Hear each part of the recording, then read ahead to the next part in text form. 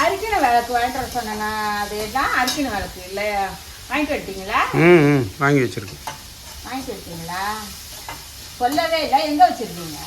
உள்ளதான் இருக்கு. உள்ளே இருக்கா? நைட்டு கிழங்கடை செய்வோமா? இருட்டாதானே இருக்குது, அதை ஏற்றி வச்சு செய்வோம். வணக்கம். நம்ம விஎஸ்கே ஃபேமிலி உறவுகள் அனைவருக்கும் வணக்கங்க. இன்னைக்கு பார்த்தீங்கன்னா சட்டுன்னு ஈஸியாக ஒரு முட்டை வறுவல் தாங்க. முட்டை மிளகு வறுவல் தாங்க. சூப்பராக இருக்கும். ரசம் சாதம் சாம்பாருக்கு அட்டகாசமாக இருக்குங்க இந்த வறுவல். அதுதான் இன்னைக்கு செய்கிறேன் நான். வாங்க அதை எப்படி செய்கிறதுன்னு பார்த்துருவோம். இப்போ இந்த முட்டை வறுவல் செய்யறதுக்கு ஒரு 4 முட்டை அவிச்சிட்டு தோலை உரிச்சிட்டு எடுத்து வச்சுருக்கேன். இதை இப்போ கட் பண்ணிவிடுவோம். இதை அப்படியே எடுத்து லைட்டாக அப்படியே ஒரு கீரல் போடுங்க. மஞ்சக்கரு உடையக்கூடாது. அப்படியே தனியாக எடுத்து வச்சுக்கோங்க. எடுத்து வச்சுட்டு இதை அப்படியே கட் பண்ணிட வேண்டியதான். இப்போ சட்டி வச்சாச்சு. சட்டி காஞ்சிட்டு இல்லை கொஞ்சம் எண்ணெய் சேர்த்துக்கிட்டு, எண்ணெய் காஞ்சிட்டு இதில் நல்லா ஒரு பெரிய வெங்காயமாக பொடிசாக கட் பண்ணி எடுத்துருக்கேன். அதை அதில் சேர்த்துருவோம். நல்லா அப்படியே வதக்கி கொடுத்துக்குங்க. ஒரு 2 பச்சை மிளகா பொடிசாக கட் பண்ணி சேர்த்துருக்கேன். ஒரு கொத்து கருவேப்பிலை நல்லா வதங்கணும். இது நல்லா வதங்கிட்டு இருக்கு. இப்போ இதுலேயே இஞ்சி பூண்டு பேஸ்ட்டு கொஞ்சமாக சேர்த்துக்குங்க, ஒரு 1/2 ஸ்பூன் அளவுக்கு. இது நல்லா ஒரு பச்சை வாசனை போகிற அளவுக்கு வதக்கி கொடுத்துட்டு ஒரே ஒரு தக்காளி எடுத்து வச்சுருக்கேன். அதை இது போல் நல்லா மிக்சியில் ஒரு ஓட்டை ஓட்டி எடுத்துகிட்டு வந்திருக்கேன். நிறையா சேர்க்காதீங்க, ஒன்றே ஒன்று சேர்த்துக்குங்க. இது நல்லா வதங்கணும். இது நல்லா வதங்கிட்டு மஞ்சத்தூள், தனி மிளகாத்தூள், கலருக்கு காஷ்மீர் மிளகாத்தூள், சால்ட்டு, இது பார்த்தீங்கன்னா சோம்புத்தூள்.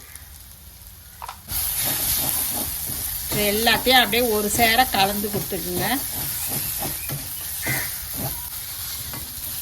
மசாலா போட்டது உடனே பரட்டி விட்டுட்டு கொஞ்சமாக தண்ணி ஊற்றி,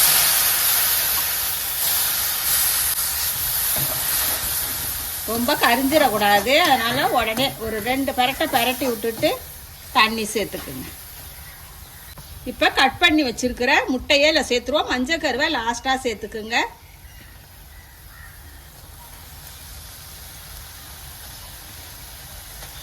அப்படியே இதை அப்படியே அடியோட ஒரு பரட்டை.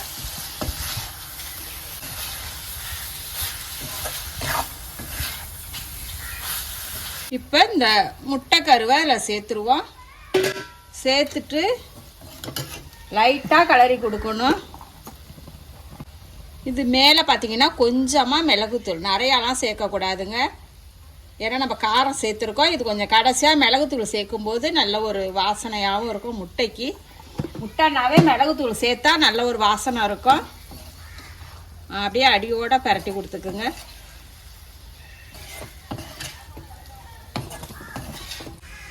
முட்டை பொரியல், ஆம்லேட் இதெல்லாம் அவிச்சு சாப்பிட்றதுக்கு இதை மாதிரி நம்ம ஒரு பருப்பு ரசம் வச்சுட்டோன்னு வச்சுக்கிங்களா, இந்த முட்டை பெரட்டல் அதை வச்சு நம்ம மிளகு பெரட்டல் அதை வச்சு சாப்பிடும்போது அது இந்த மழை காலத்துக்குலாம் அட்டகாசமாக இருக்குங்க.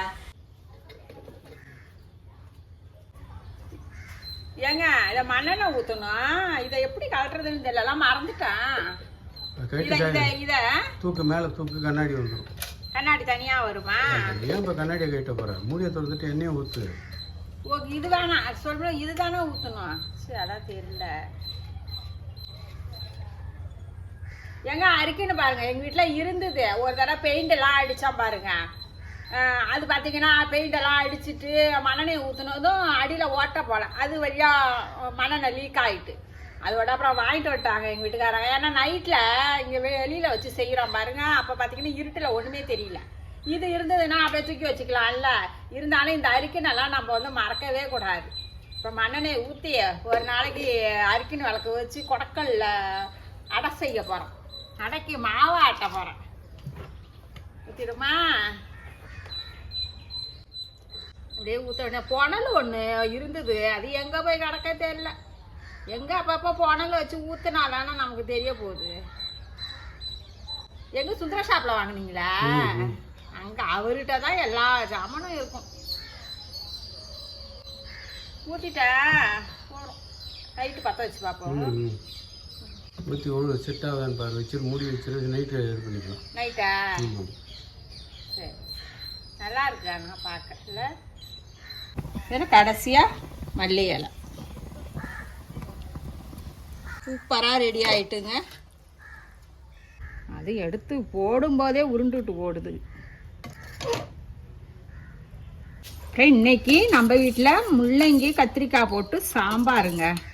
அதுக்கு தான் பார்த்தீங்கன்னா முட்டை வறுவல் எல்லாம் ரவுண்ட் ரவுண்டாக கட் பண்ணி போட்டு இன்னைக்கு சாம்பார், அப்புறம் முட்டை வறுவல். பார்த்தீங்கன்னா எல்லாம் சுட சுட சாதத்தோட இந்த முட்டையை அப்படியே மசாலாவோடு அப்படியே எடுத்து வைக்கணுங்க.